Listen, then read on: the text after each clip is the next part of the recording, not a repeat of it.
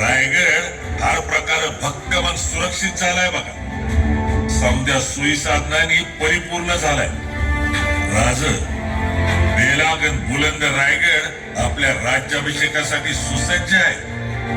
गडाचा दरवाजा सुरू, गडावर शत्रू वर किंवा खाली जाईल अशी एक पण जागा शिल्लक नाही. अभेद्य रायगडावरून खाली जाईल ते फक्त कोसळणाऱ्या पावसाचं पाणी. वर येईल तो फक्त सह्याद्रीच्या कुशीत घोंगावणारा वारा. हिरोजी, एवढा भरोसा? होय महाराज. भले शाब्बास.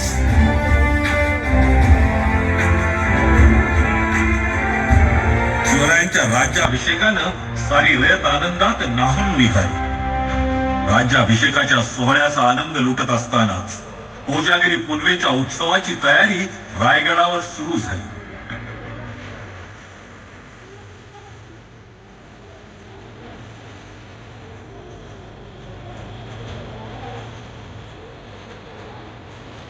सूर्य अस्ताला जाताच गडावर तोफ धडाडली.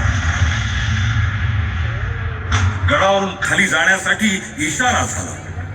नगारखाना गरजला आणि गडाचा महादरवाजा बंद झाला.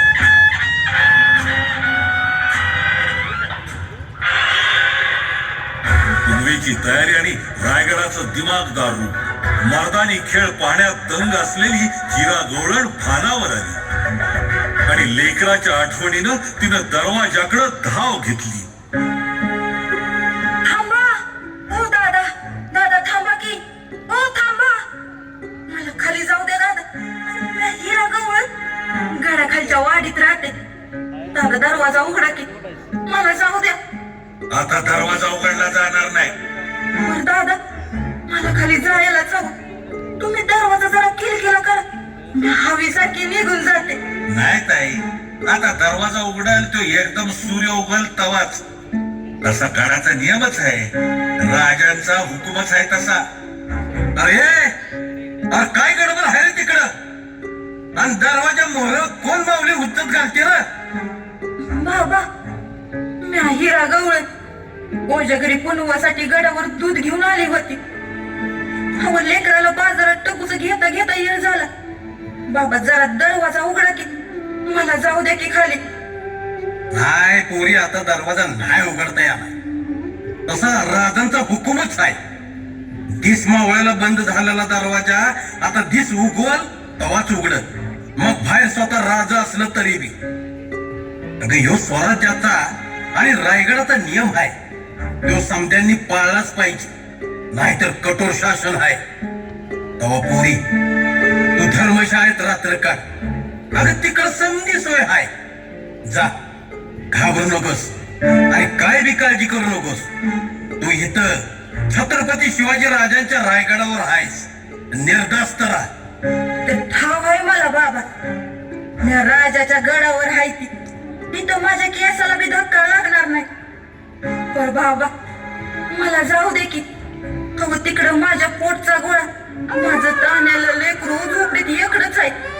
भुकेला आहे व दादा, थोडस दरवाजा उघडा की. अहो माझ्या वडीनं त्याचा जीव कासावी झाला असं. एकदा माफ करा, जाऊ द्या व मला. पुरी पुरी, तू माझ्या लेकीवाई आहेस. धर्मशाळेत जा, 2 घास पोटात घाल आणि उजडताच दरवाजा उघडला की तू खाली निघ. अन्न कुठलं व? हो बाबा, आता पाण्याचं एक थेंब बी नरड्याखाली जाणार नाही माझ्या. लेकराच्या काळजीने मी तुमच्या पुढे हात जोडते. अगोदर पदर पसरते, पाया पडते, पण मला सोडा बाबा. विनंती करते, दरवाजा उघडा. नाही पुरी नाही, मला तुझ्या अडचण कळतीय, पण माझा नाही इलाज आहे. अगं मी स्वराज्याचा सेवक आहे. असली बेमानी माझ्या हातनं होणार नाही. आई जगदंबा तुझ्या लेकराचा सांभाळ करत.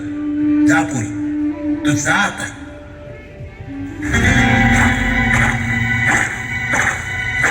हो ना, गडाखाली उतरायला दुसरी कुठली जागा आहे का? तिकडं हाय मावळतीच्या अंगाला. पश्चिम कडा म्हणतात त्याला. पण पुरी हे असलं धाडस करू नकस ग, जीवाला मुकशील बर का फुक्काची.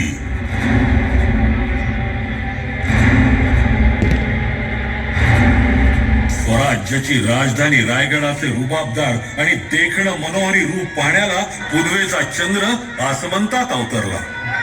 कोजागरी पुनवेच्या कार्यक्रमांना रंग चढत होता. अवघा रायगड कार्यक्रमाचा आनंद लुटत होता. आई जगदंबेचा उदो उदो करीत गोंधळ्यांचा संबळ घुमू लागला आणि खुद्द शिवाजी महाराज गोंधळाचा आनंद घेण्यात दंग झाले.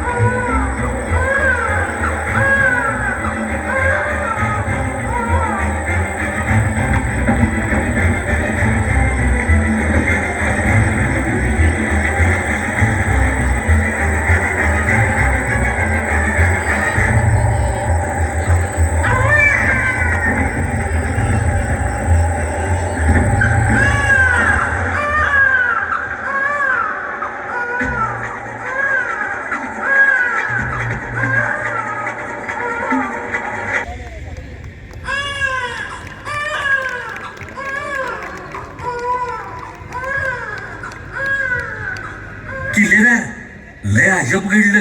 अहो काल रातच्याला गडाव अडकलेली गवळण आज गडाव कुठंच दिसना.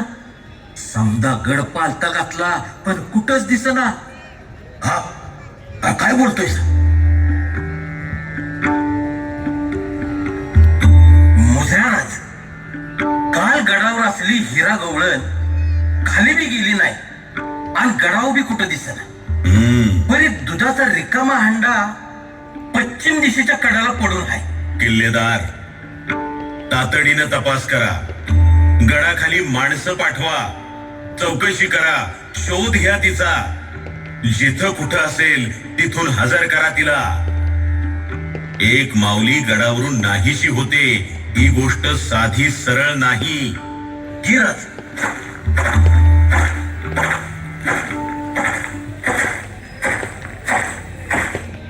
कोण आहे का घरात? कोण आहे जी?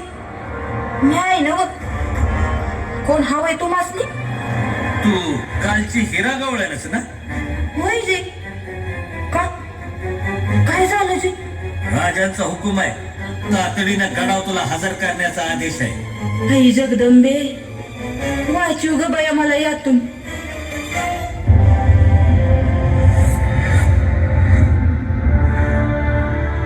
माते, तुझं नाव काय? रायगडवाडीची हिरा गवळण. तुला स्वराज्यातील नियम माहित नाहीत का? आणि तो मोडणाऱ्याशी काय सलूक केला जातो हे माहित आहे ना तुला? होय जी. तरी पण सूर्यास्तानंतर रायगडावरून खाली उतरण्याचं धाडस केलंस. तू गुन्हा केलाय होय जी. आणि स्वराज्यात गुन्ह्याला माफी नाही. पोटच्या गोळ्याच्या प्रेमपोटी आणि काळजीनं माझ्याकडून अपराध झालाय. आपण द्याल ती सजा मला मान्य आहे. माझ्या लेकरासाठी मी ती भोगायला तयार आहे महाराज.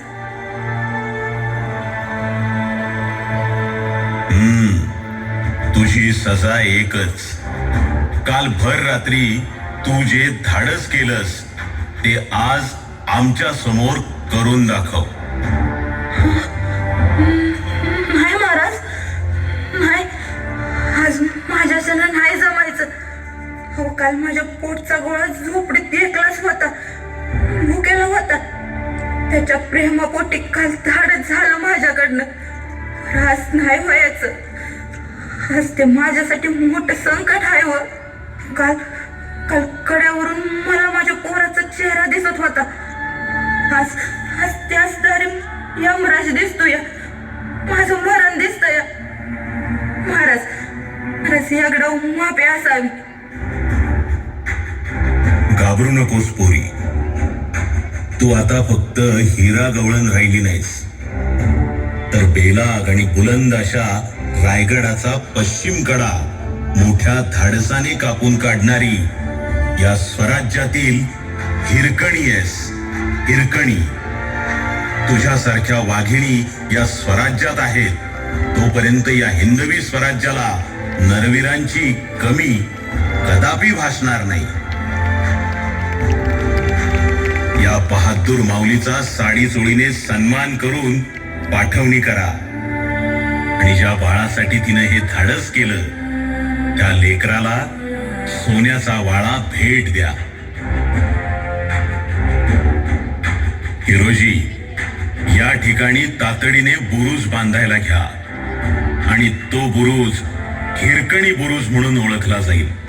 पुत्रप्रेम आणि मातृत्वाचे प्रतीक म्हणून हिरकणी बुरुज इतिहासात अजरामर होईल.